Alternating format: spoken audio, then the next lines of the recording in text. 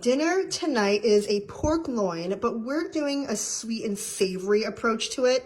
And I'm using some of these products from Full Olive. These are some gorgeous Argentinian products. This strawberry Merlot jam is really nice and sweet, and I think it'll be really nice because of the sweet and savory. So here's what I'm thinking.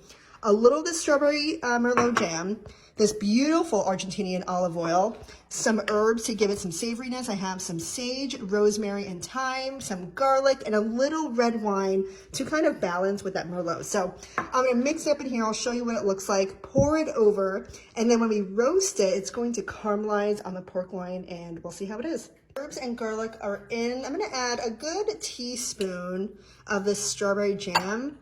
I think it's gonna be really, really good. Now we'll add a little of this beautiful Argentinian olive oil so it can roast up really nicely and need some fat. A little red wine. I'm gonna mix this up and see how much I have, and then we'll pour it over the pork loin. Added some salt and pepper, a little bit more jam because it was a little thin. And I'm gonna pour most of this, but I'm gonna save some of it because I might baste it when it's like halfway through. And I'll show you what it looks like after. Take the sauce and just basted everything. Pop it in the oven. We'll do 425, see how it looks in about 20-ish minutes. But I'll give you exact times and temperatures afterwards. So good. So we wound up roasting it in the oven for about 15 minutes at 425. And then we put it under the broiler to get a nice crispy caramelization on top, and it started to char some of the sugar, but that is okay.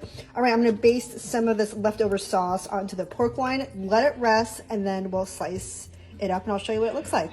Looks so good. Look at that caramelization from the jam. Look how juicy that is. Oh my, like salivating.